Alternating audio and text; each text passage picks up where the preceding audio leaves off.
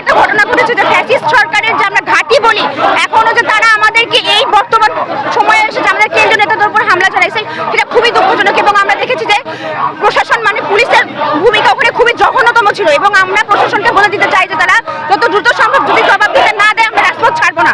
এবং আমরা ইন্টারিম সরকারের কাছেও এটা আমাদের হচ্ছে যে আর্জি যে তারা এত মানে একটা বছর জুলাই হয়ে যাওয়ার পরেও তারা আসলে কি ভূমিকা পালন করছে সেটা নিয়ে আমাদের প্রশ্ন আছে। আজকে গোপালগঞ্জে আমাদের জুলাই পদযাত্রার কর্মসূচির ওপরে নৃশংস হামলা করার প্রতিবাদে কেন্দ্রীয় কর্মসূচির অংশ হিসেবে আমরা রাজশাহীতে বিক্ষোভ কর্মসূচি পালন করছি।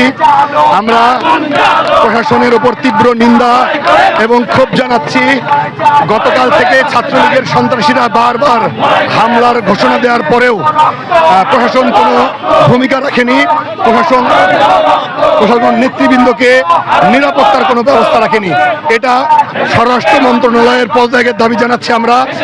এই ব্যর্থ স্বরাষ্ট্র মন্ত্রণালয় কিভাবে বলে যে তারা নির্বাচনের জন্য প্রস্তুত আছে, যারা একটি ঘোষিত কর্মসূচির নিরাপত্তা দিতে পারে না, সারা বাংলাদেশে তারা নির্বাচনের নিরাপত্তা কিভাবে দিবে? আমরা তীব্র প্রতিবাদ জানাচ্ছি, ধিক্কার জানাচ্ছি যে জুলাইয়ে যারা এই দেশকে মুক্ত করার জন্য নেতৃত্ব দিয়েছে তারা গোপালগঞ্জ তো বাংলাদেশের বিচ্ছিন্ন কোনো এলাকা নয় যে গোপালগঞ্জে কর্মসূচি পালন করা যাবে না। আমরা তীব্র নিন্দা জানাই।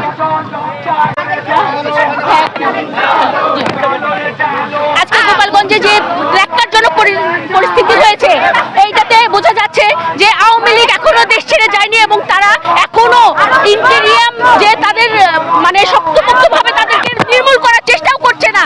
এবং গোপালগঞ্জের যে পুলিশ প্রশাসন থেকে শুরু করে আর্মি প্রশাসন থেকে শুরু করে তারা যে এখনো আওয়ামী লীগের দখলে আছে এটা বোঝা যাচ্ছে। আমাদের ভাইরা আজ আহত হয়েছে এবং সেখানে যে ন্যাক্কারজনক অবস্থা হয়েছে আমরা সারা বাংলাদেশে ব্লক করব। এবং আরো যদি এইভাবে কঠিন পরিস্থিতি যদি আরো হয় তার থেকে আমরা যেভাবে পরিস্থিতি মোকাবেলা করতে হয় সেইভাবে করবো ইনশাল্লাহ।